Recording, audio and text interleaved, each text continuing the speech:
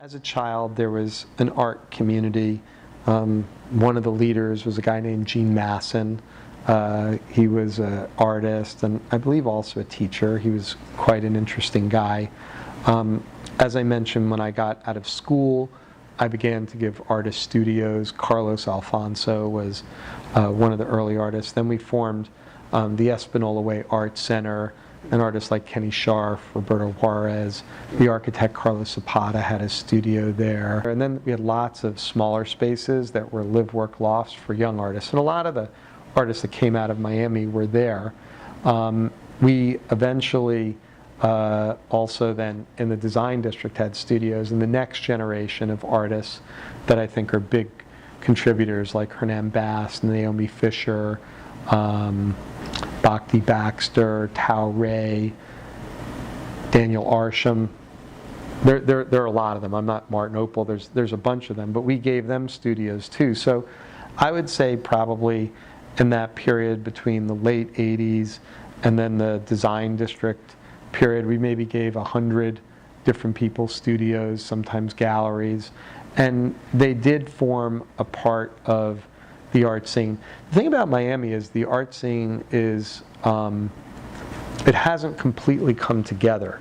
And I think that there's a lot of good elements. There's certainly amazing collections here, and we're starting to really build good institutions. I think, clearly like with PAM and the ICA, the Baths, you've got some real institutions that are percolating very good leadership, dedicated patronage.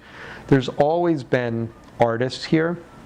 Unfortunately, I think because the schools are not sufficient, we don't have like the right graduate school in Miami, a lot of the artists will rise to a certain level and leave. They'll go somewhere else, maybe to go to school or to begin their career.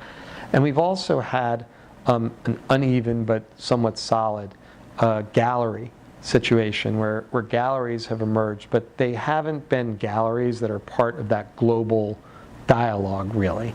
And so Miami is emerging as a city. I think this new wave of Miami was born out of South Beach. The precursor was obviously like that era in the 50s when the Fontainebleau was built, and Miami really had its own sense of style architecturally. And then the revitalization of South Beach and recapturing that imagery and that sense of style in Miami, where none of it was about like, a Marriott or a Hilton, but they were all boutique hotels, and interesting kind of designers were getting involved. It created a Miami aesthetic and also a sensibility and a style that was our own. And I think that's the most important thing. Like any place that can really come up with something that taps into an international dialogue, but is also owned by that place, that's when it's important. It's not as helpful to copy and imitate. It's much more powerful to invent and be part of the dialogue. And so if you look today at what's going on, just the incredible architecture that is in Miami, obviously inspired by that same sensibility, the institutions that are getting built, neighborhoods like the Design District or Wynwood, projects like the Faena. Miami's really become an important place. I think one of the turning points, the first was South Beach, and then the next was Art Basel. And Art Basel was a turning point because South Beach made Miami like globally famous as a fun in the sun place again. We recaptured the 50s in a new way, 50s and 60s really. But it was still hedonistic. It was all about style. It was about, the Art Deco district. But then with Art Basel, we began to also hold ourselves out to be a global city of cultural substance.